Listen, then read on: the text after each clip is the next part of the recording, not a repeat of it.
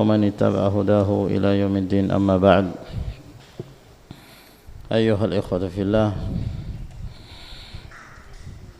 kembali kita melanjutkan kajian kita dari Al-Fiqhul Muyassar, dan pada pertemuan terakhir kita telah masuki masalah yang ketiga yang menjelaskan tentang syurutul wudu, syarat-syarat berwudu. Dan telah kita sebutkan sebagian dari syarat-syarat berwudu. Di antaranya dia harus seorang muslim yang berakal, yang mengerti apa yang dia perbuat, seorang mumayyiz. Kemudian yang kedua, harus disertai dengan niat berdasarkan firman sabda Rasulullah sallallahu alaihi wasallam, innamal a'malu binniyat. Dan tidak disyariatkan melafazkan, sebab yang demikian tidak sahih dari Rasulullah sallallahu alaihi wasallam. Kemudian telah kita sebutkan pula bahwa air yang digunakan harus dalam keadaan suci dan mensucikan, yang tetap pada sifatnya sebagai air, bukan sebagai cairan yang lain. Dan telah kita sebutkan pula termasuk di antara syaratnya, air yang digunakan tersebut adalah air yang mubah, air yang sifatnya mubah, yang halal, yang boleh digunakan. Adapun air yang maksub, maka tidak diperbolehkan seorang berwudu dengannya.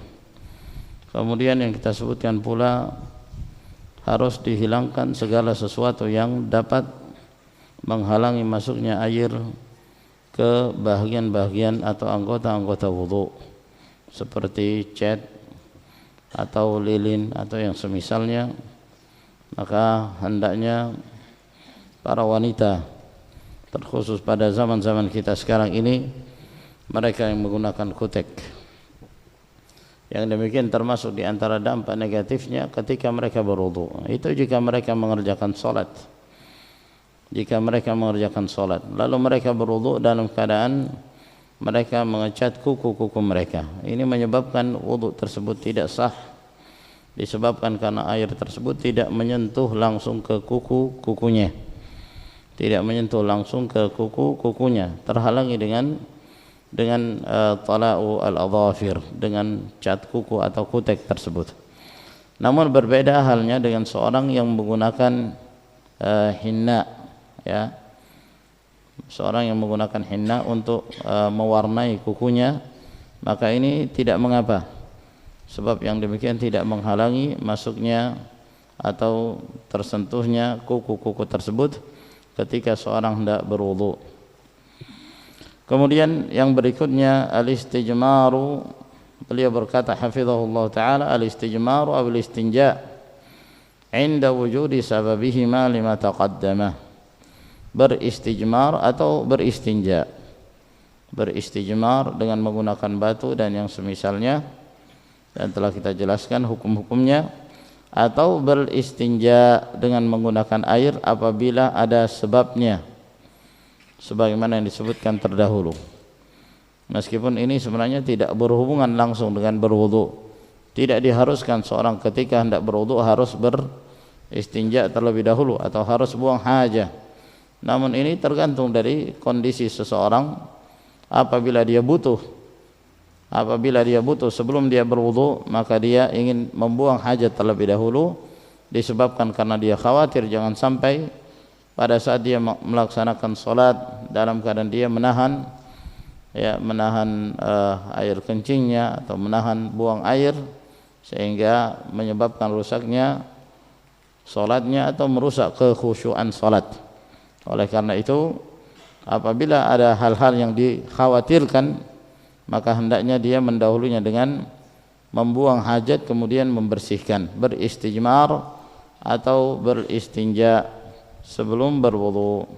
Kemudian yang berikutnya al-muwalatu, dan al-muwalatu yang sahih ini bukan dari syarat berwudu, namun dari rukun berwudu, sebagaimana yang nanti akan disebutkan dalam pembahasan tentang hal-hal yang diwajibkan pada saat berwudu.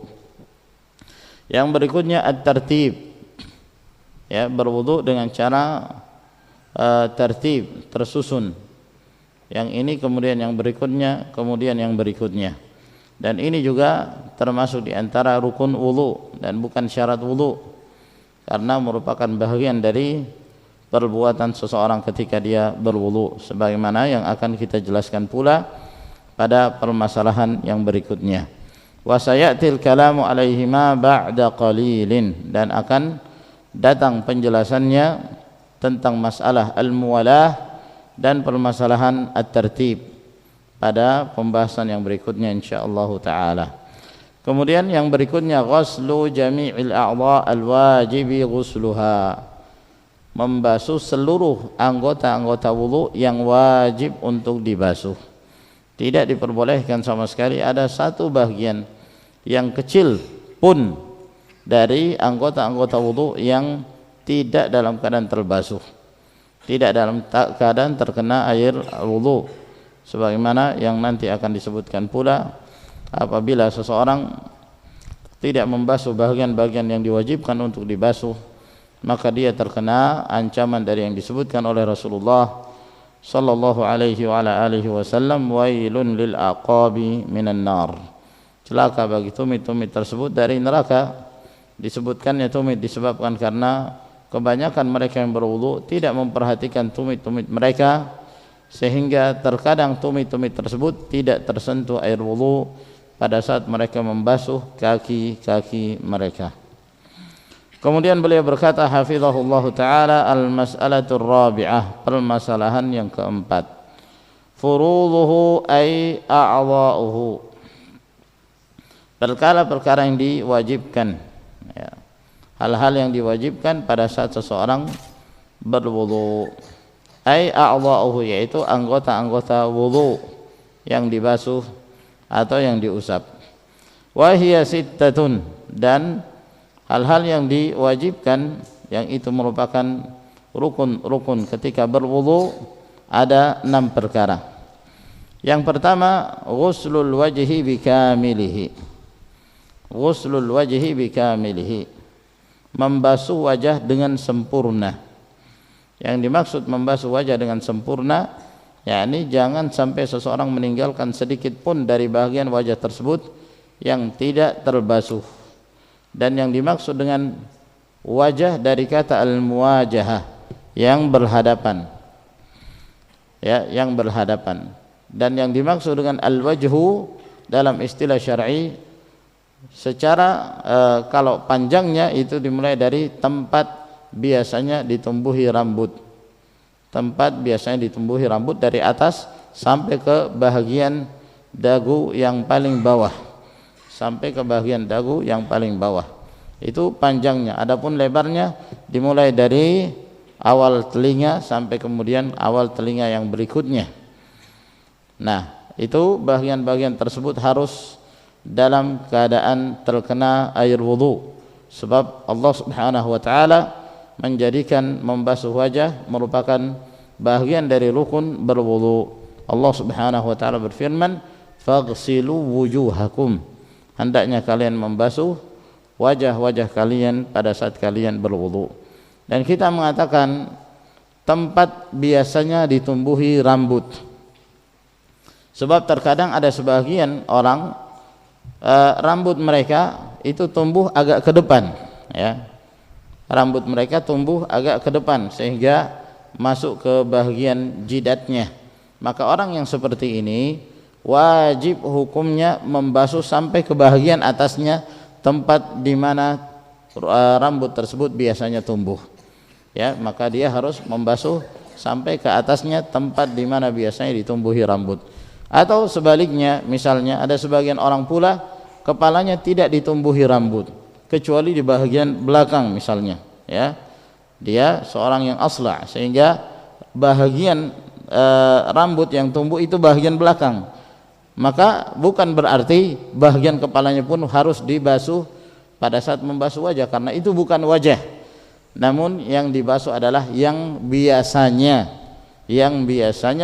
ditumbuhi rambut, yang biasanya ditumbuhi rambut. Dan demikian pula ma'asyiral rahimakumullah, bagi seseorang yang memiliki jenggot yang lebat, ya, sehingga masuk ke bagian wajahnya. Maka apabila jenggot tersebut tidak begitu lebat, maka hendaknya dia berusaha membasuh bagian dalamnya sehingga terkena seluruh bagian wajah. Namun jika menyulitkan seperti sebagian mereka yang memiliki jenggot yang lebat, maka yang wajib bagi mereka adalah membasuh bagian luarnya, membasuh bagian luar. Adapun menyela-nyela jenggot termasuk di antara sunnah Rasul sallallahu alaihi wa ala alihi wasallam. Liqaulihi ta'ala, berdasarkan firman Allah Subhanahu wa ta'ala, idza qumtum ila sholati faghsilu wujuhakum, apabila kalian bangkit untuk mengerjakan salat maka basuhlah wajah-wajah kalian. Maka ini menunjukkan bahwa wajah bagian dari rukun berwudu. Wa minhu al-madmadatu wal istinsyaqu li'anna al-fama wal anfa min al-wajhi, dan di antara membasuh wajah di antaranya adalah berkumur-kumur dan memasukkan air ke dalam hidung, sebab mulut demikian pula hidung adalah bagian dari wajah, Namun yang dalam hal ini ma'asyiral rahimakumullah, berbeda antara hukum membasuh wajah dengan berkumur-kumur dan istinsyaq. Adapun membasuh wajah, maka yang dimaksud wajah adalah apa yang berada di bahagian luar, dan itu yang menjadi rukun berwudu. Adapun berkumur-kumur yang memasukkan air ke dalam mulut, demikian pula istinsyaq, bukan bahagian dari rukun wudu, namun wajib hukumnya seseorang berkumur-kumur dan beristinsyaq disebabkan hadis-hadis yang datang dari Nabi sallallahu alaihi wasallam yang menunjukkan perintah, dan asal hukum perintah hukumnya adalah wajib. Namun pada hakikatnya bukan bahagian dari wajah, sebab apa yang terdapat di dalam mulut bukan bahagian dari wajah, apa yang terdapat di dalam hidung bukan bahagian dari wajah. Oleh karena itu tidak diwajibkan seseorang memasukkan air ke dalam matanya. Tidak diwajibkan bagi seorang untuk memasukkan air ke dalam matanya, sebab apa yang terdapat di dalam mata bukanlah bahagian dari wajah. Namun berkumur-kumur dan istinsyaq diwajibkan, sebab Nabi sallallahu alaihi wasallam memerintahkan umatnya untuk melakukannya berdasarkan perintah-perintah yang datang dari Rasulullah sallallahu alaihi wasallam, sebagaimana yang nanti akan kita jelaskan dari hadis-hadis tentang masalah ini. Wallahu ta'ala a'lam bis-shawab. Sampai di sini insyaallah. Kita lanjutkan di pertemuan yang berikutnya. Wa akhiru da'wana alhamdulillahi rabbil alamin. Tafadhalu hafizakumullah.